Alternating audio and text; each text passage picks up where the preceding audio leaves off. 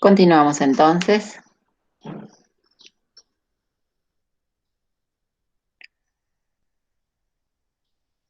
Entonces estamos en... ¿Qué pasó con esto? Se adelantó.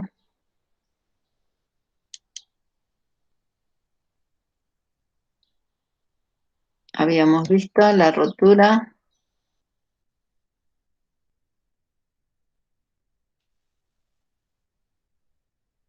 Cómo se producía la rotura y cómo se producía la interconversión de las triosas fosfato. Bien, en esta segunda etapa tenemos a partir del gliceraldehído 3-fosfato, ¿sí? El gliceraldehído 3-fosfato en este caso, es para recordar esta parte que va a reaccionar directamente con el fosfato inorgánico. No hay aporte del ATP, simplemente reacciona con fosfato inorgánico para dar 1,3-bisfosfoglicerato. ¿Sí? El gliceraldehído 3-fosfato va a reaccionar con el fosfato inorgánico y va a dar el 1,3-bisfosfoglicerato. Vamos a ver si tenemos esto en detalle. Sí.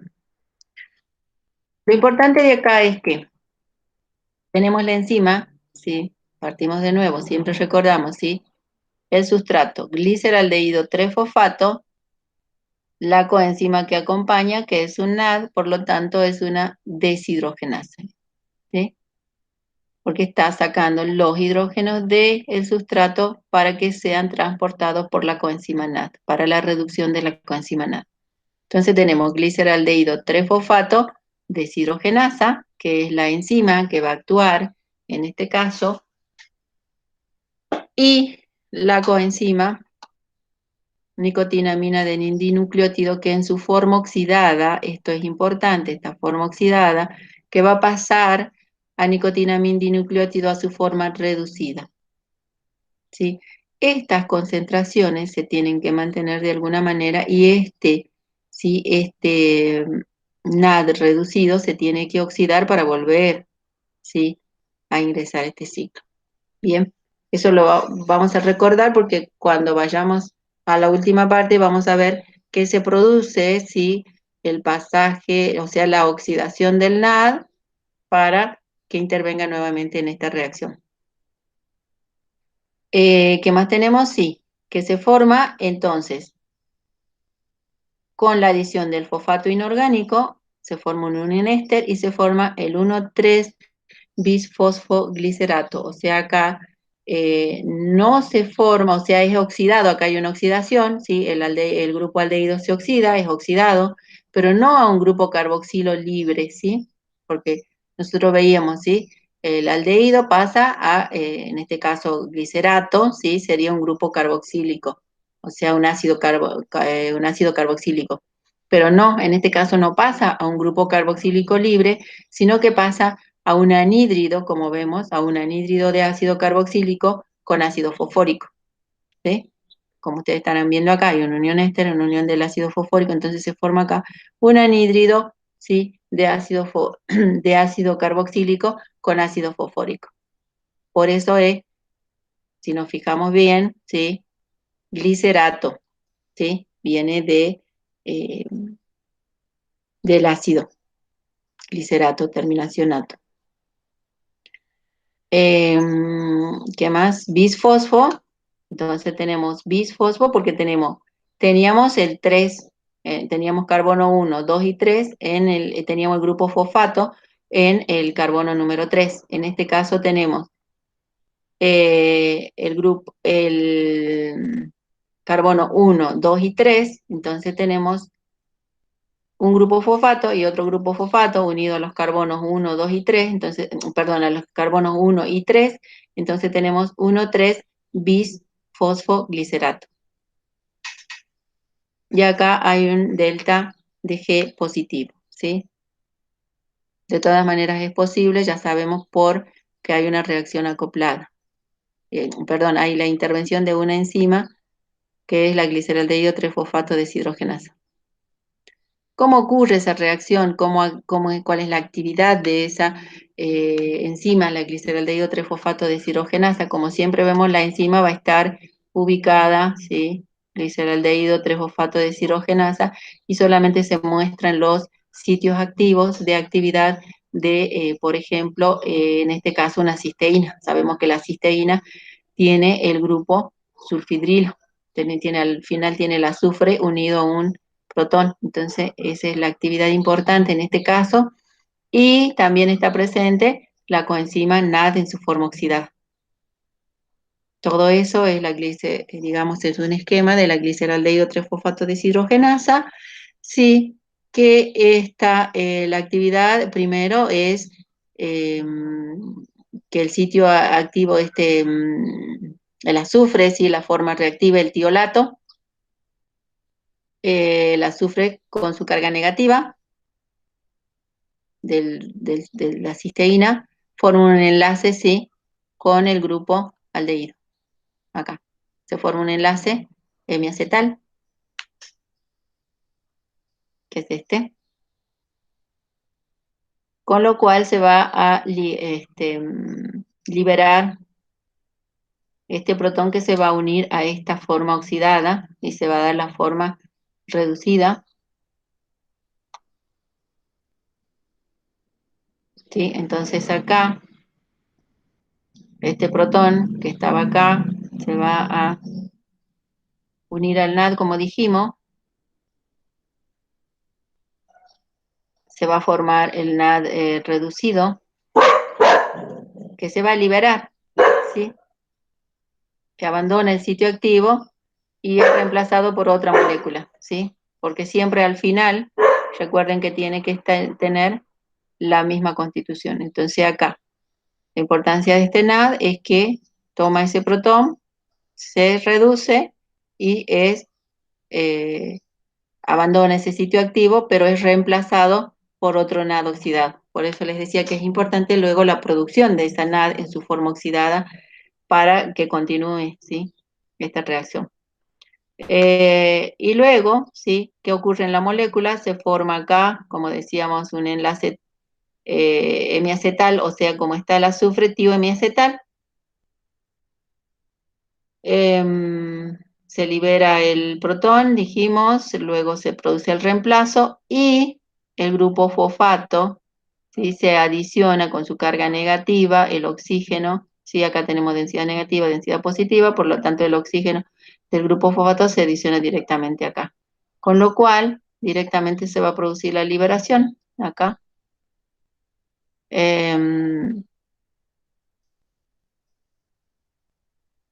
Y se forma el 1,3-bis-fosfoglicerato, porque lo que ocurre es eso, ¿sí?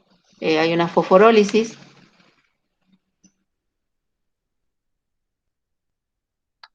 se adiciona el grupo fosfato en el carbono número 3.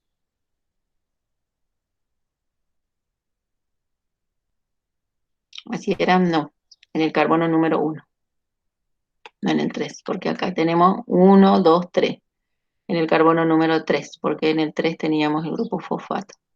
En el carbono número 1, como está invertida la molécula, y se forma el 1,3-fosfoglicerato. Y la molécula se libera acá, queda de nuevo el azufre con su carga negativa, queda la enzima restituida. Bien, esos pasajes, ¿sí?, en los cuales vemos que hay una transferencia que ocurre a través de la actividad tanto del sitio activo como del NAD, que actúa como receptor de protones y que hace la transferencia de protones a otros sitios. Como siempre decimos, se restituye la enzima, queda totalmente como estaba cuando se inició la reacción. Entonces, esta reacción del gliceraldehído 3-fosfato, de la gliceraldehído 3-fosfato deshidrogenasa, al final, ¿sí?, lo que se obtiene es el 1,3-bisfosfoglicerato, o sea, una molécula de 3 carbonos con 2 grupos fosfato. Eso está indicando que tiene mucha energía, ¿sí?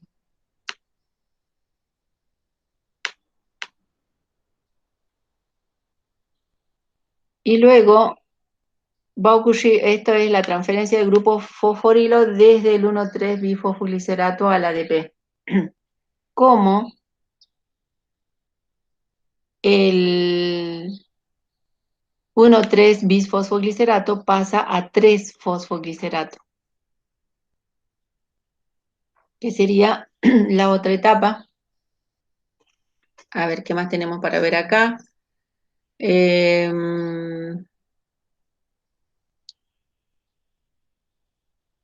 Tenemos el 1,3 más ADP, ¿sí? ¿Qué pasa? A 3-fosfoglicerato más ATP. ¿Sí? Entonces la otra etapa es esta. El 1,3-bifosfoglicerato, que reacciona con el ADP, que acá tenemos en forma esquemática, el ADP que está unido a dos grupos fosfato, por la fosfoglicerato quinasa, ¿ven? Acá fosfoglicerato quinasa, nuevamente aparece una quinasa, nuevamente la importancia del magnesio, ¿sí? Este magnesio que se encuentra formando parte de lo que es la enzima y estabiliza la molécula para que se produzca esta reacción. Es importantísima la presencia del magnesio. El grupo fosfato es transferido, ¿sí? Al ATP, al ADP para dar lugar a la formación de ATP.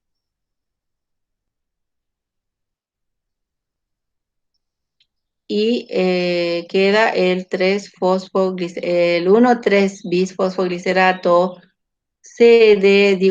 transfiere su grupo fosfato al ADP, da lugar a la formación del 3-fosfoglicerato y del ATP. Acá vemos que hay una liberación de energía que es tomada y almacenada en el ATP. Entonces acá está la formación de un ATP, que era lo que veíamos, que se formaba un ATP. Luego está la conversión del 3-fosfoglicerato a 2-fosfoglicerato, esta conversión por la fosfoglicerato mutasa. Ya estamos hablando de lo que son, ¿sí? Ácidos, y en este caso fosfoglicerato. Tenemos un grupo carboxílico, perdón. Y acá tenemos el 3-fosfoglicerato, que era el que obteníamos en la etapa anterior, que en presencia de magnesio, en presencia de la fosfoglicerato mutasa, va a dar lugar a la formación del 2-fosfoglicerato. Aquí hay una simple transferencia del del grupo fosfato que está en el carbono número 3 al carbono número 2,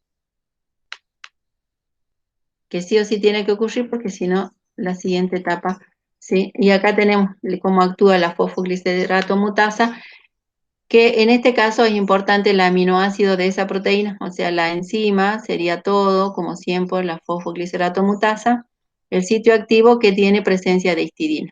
Esto se da en dos etapas, ¿sí? Una molécula de histidina, ¿sí? Va a transferir el grupo fosforilo, o sea, va a reaccionar con el grupo fosforilo.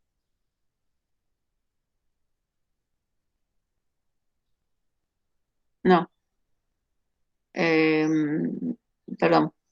La histidina está adicionada a la histidina el grupo fosforilo. Entonces va a ceder ese grupo fosforilo mediante unión éster, ¿sí? Que se une al carbono número 2. Y, ¿sí? Va a quedar momentáneamente un 2,3-bisfosfoglicerato que en esta histidina, ¿sí? Este nitrógeno se había unido a ese protón, ahora nuevamente lo va a ceder, pero el protón que estaba en el carbono número 2 lo va a ceder al protón que está unido al oxígeno del carbono número 3, ¿sí? Y de esa manera permite que este nitrógeno de la histidina se una con el grupo fosfato que está en el carbono número 3. O sea, el sitio activo a la histidina le cede el grupo fosfato que se une al oxígeno del carbono número 2, luego recupera ese grupo fosfato, ¿sí? Para quedar como estaba, con el grupo fosfato o grupo fosforilo, y queda el grupo fosfato en el carbono número 2. Entonces forma el 2-fosfoglicerato. Es en simple dos pasos que la fosfoglicerato mutasa le está cediendo, ¿sí? El grupo fosfato y está haciendo un cambio de grupo fosfato del carbono número 3 al carbono número 2, simplemente. ¿Sí? Ahí está en más detalle, que es la importancia de la histidina, la importancia de conocer la estructura de los aminoácidos. Entonces, ahí se ha formado, digamos, el 2-fosfoglicerato, ¿sí? O sea, ya no tenemos al grupo fosfato en el carbono número 3, tenemos al grupo fosfato en el carbono número 2. Hay una hidrólisis, acá ocurre una, a ver qué más teníamos ahí, este unido, una transferasa, luego, ¿sí? Tenemos la actividad de una enolasa, ¿sí? Esta enolasa es la que promueve, ¿sí? La eliminación reversible de una molécula de agua para formar un intermediario entre esta y esta. Hay un intermediario enólico en esta reacción, ¿sí? No es que pasa directamente a esto, sino que en esta etapa hay un intermediario enólico en el medio. También acá es importante que no está escrito acá, pero es importante el aporte de magnesio.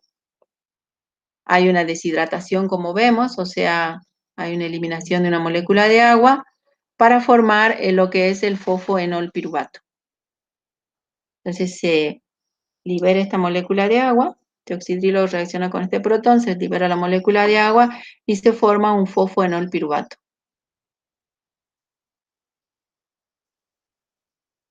Y vamos ya con la formación del fosfoenolpiruvato, ¿sí? Entonces decíamos que hay una deshidratación, simplemente una formación de fosfoenolpiruvato y la transferencia del grupo fosforilo desde el fosfoenolpiruvato al ADP. Entonces aquí hay una reacción en la cual el fosfoenolpiruvato va a ceder el grupo fosfato de nuevo al ADP y va a formar un ATP. Ahí estaría el segundo ATP de esta segunda etapa, ¿sí? Es importante aquí la actividad de la piruvato quinasa. Siempre que hablamos de transferencia de ATP, tenemos en presencia de quinasa. Cómo actúa sobre el fosfoenolpiruvato, piruvato quinasa. Solamente es en este sentido la reacción. Y aquí aparece el potasio y el magnesio, ¿sí? Dos importantes, también puede ser manganeso, magnesio o manganeso. Y bueno, se forma finalmente el piruvato, que ya vamos llegando al final de todas las reacciones. Y vemos que acá se ha formado la molécula de ATP, no hay mucho más para decir. Y tenemos aquí la forma enol del piruvato, que era la que habíamos visto, que pasa a piruvato en su forma ceto. Aquí hay simplemente una tautomerización, o sea, pasa a su forma ceto sin la actividad de ninguna enzima. Se tautomeriza rápidamente a forma ceto sin actividad de ninguna enzima y hay una conversión espontánea, ¿sí? De la forma enol al piruvato. O sea, esto es espontáneo, directamente ocurre en este sentido. Y esto se da a pH 7. Y bueno, esta forma ceto del piruvato es lo que, en la cual termina ya la parte de estas 10 reacciones de la glucólisis y luego este piruvato es al que nosotros hacíamos referencia, que va a seguir diferentes vías, ya sea en aerobiosis, en anaerobiosis.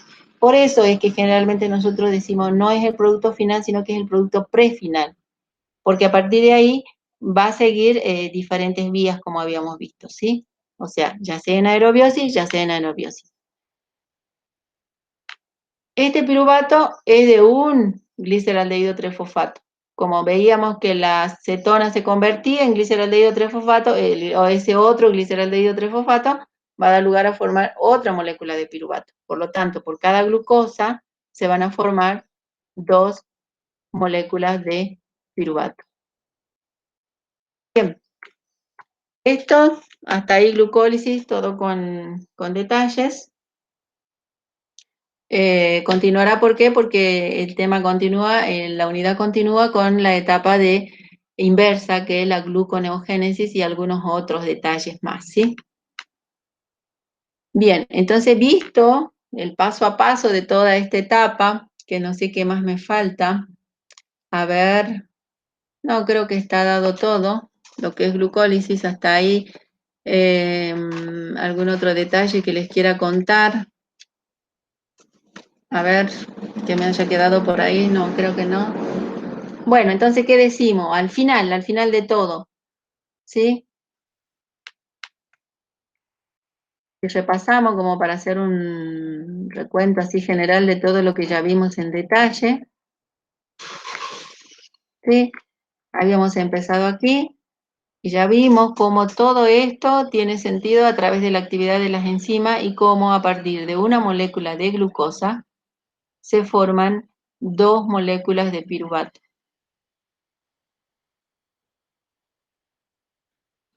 En cuanto al balance energético, podemos decir que aquí hay gasto en la fase preparatoria, gasto de 2 moléculas de ATP, producción de 4 moléculas de ATP, porque se produce 2 moléculas de ATP por cada molécula de gliceraldehído. Como son 2 moléculas de gliceraldehído 3-fosfato, son 4 moléculas de ATP. 4 moléculas de ATP que se producen y se gastaron 2, el balance total es 2 moléculas de ATP hasta la formación del producto prefinal que es el piruvato. A partir de ahí dijimos que va a seguir diferentes vías y bueno, eso va a quedar pendiente cuando veamos la parte de gluconeogénesis. Vamos a explicar en más detalle, bueno, esto ya lo vimos todo el paso a paso. No sé si por ahí me quedó algo en el tintero, creo que no, creo que están todas las enzimas. Está interpretado el paso a paso y vamos a ver bien la reacción de la formación del ácido láctico y luego vamos a ver el proceso inverso, o sea, de ácido láctico, piruvato y glucólisis y glucosa, que sería la gluconeogénesis. Y luego, bueno, la glucosa, vamos a ver cómo se va a almacenar en forma de almidón o en forma de glucógeno, según sea vegetales o animales. Bueno, este esquema está muy lindo, está muy explicativo para que nos ubiquemos en el espacio. Bueno, ahí ya empezó todo el detalle a detalle. Entonces, volviendo, cerrando el tema, vimos hoy esta etapa, la transformación de la glucosa, este caso es un proceso de degradación de un hidrato de carbono como es la glucosa en piruvato, 2 moléculas de piruvato. Y luego acá están explicadas las posibles vías.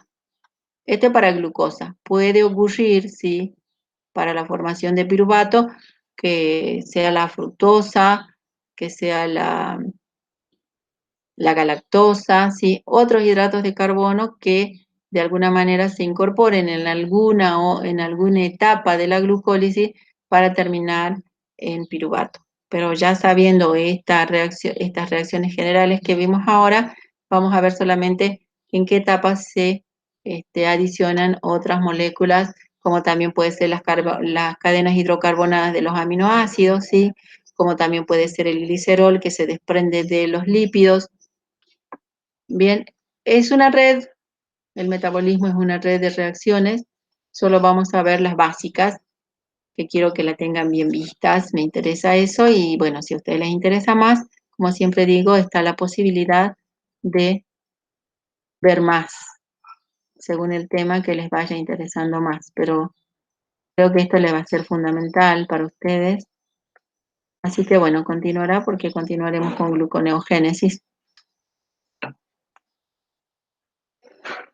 Bien, como mañana tenemos el parcial, así que hasta ahí quedamos. ¿Alguna pregunta, chicos?